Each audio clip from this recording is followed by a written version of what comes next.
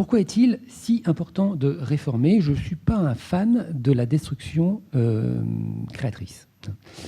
Pourquoi est-il aussi important de réformer? C'est pour éviter des 1789, pour éviter des 1939 et pour éviter des Uber.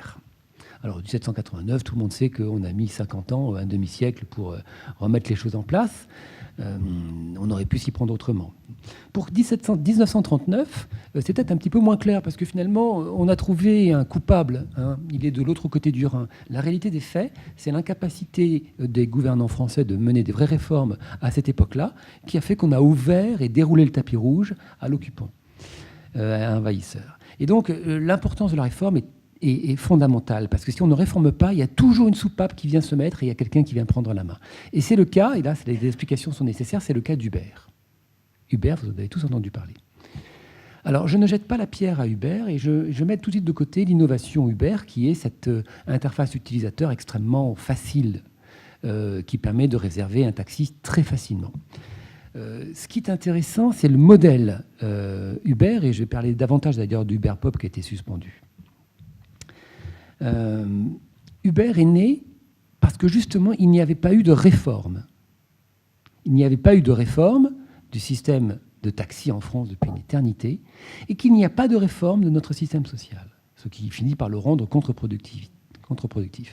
Donc, finalement, le modèle d'Uber a été d'apporter une soupape ou une alternative. Mais cette alternative risque d'apporter le chaos. Alors, pourquoi elle risque d'apporter le chaos? Quelle est la promesse de notre système social? Une protection à moyen-long terme. Quelle est la promesse de Uber? Un job pour les chômeurs à court terme. Quel est le modèle d'Uber?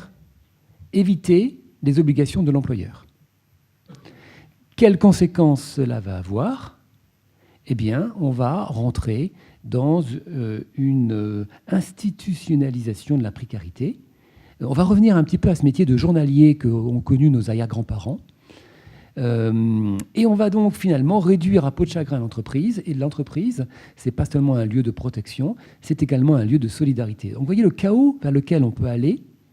Alors je ne jette pas, vous avez compris que je ne jetais pas la pierre à Uber, mais plutôt à l'incapacité de nos gouvernants à mener des vraies réformes pour pérenniser des choses qui sont bonnes. Donc voilà, je voulais dire ce petit mot. Je vais te passer la parole pour la conclusion. Si je n'ai pas voulu faire la conclusion, c'est une raison très simple. C'est que le poste de président d'SDDS, je vais laisser la main après 5 ans de présidence parce que c'est un poste pénible. Voilà. Donc je suis arrivé à... Voilà, il faut une sortie. Alors évidemment, j'aurais pu briguer un deuxième quinquennat. Comme d'ailleurs mon prédécesseur qui en avait fait un avant moi aurait pu dire tiens, je reviens, alors que j'avais dit que je ne revenais pas, et proposer aussi un deuxième quinquennat pour lui. Non, on a choisi le clan de la réforme.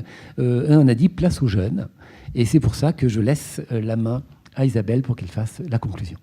Merci Romain.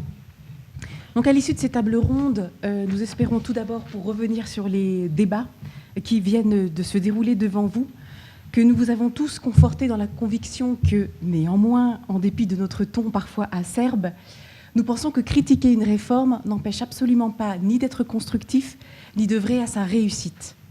Et que d'autre part, construire une réforme demande beaucoup de talent.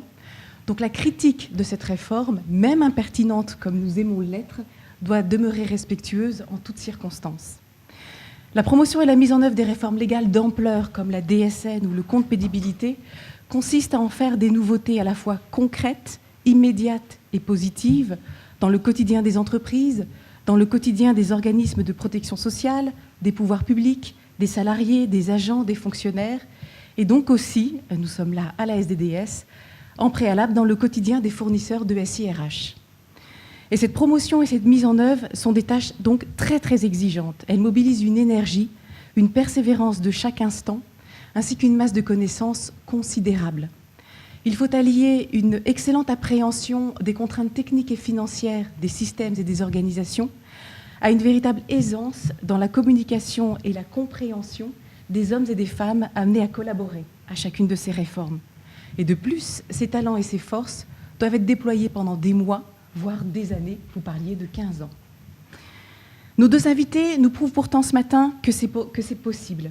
Ils ont contribué de façon décisive à ce long chemin qui est allé des annonces séduisantes, politiques, voire électorales, aux résultats essentiels, en DSN comme en compte pénibilité. Nous leur souhaitons donc beaucoup de succès et beaucoup de plaisir professionnel dans la suite de leur réalisation. Plus généralement, vous le savez, c'est la mission que se donne la SDDS. Nous voulons que les promesses des réformes politiques deviennent des fonctionnalités de SIRH, de logiciels fiscaux, de logiciels de paye, de ressources humaines, simples et efficaces à activer. Nous voulons que ces fonctionnalités de systèmes informatiques soient mises à la disposition de nos clients en temps utile. Nous voulons donc que les flux et les données soient les plus cohérents, les plus structurés et les plus simples possibles. Nous voulons qu'ils soient réduits en nombre strictement nécessaire à la bonne atteinte de l'objectif légal ou réglementaire que nous tous, nous devons servir. Et pour cela, c'est toute la vocation de la SDDS, nous voulons qu'à l'origine, ces textes légaux et conventionnels soient mieux élaborés.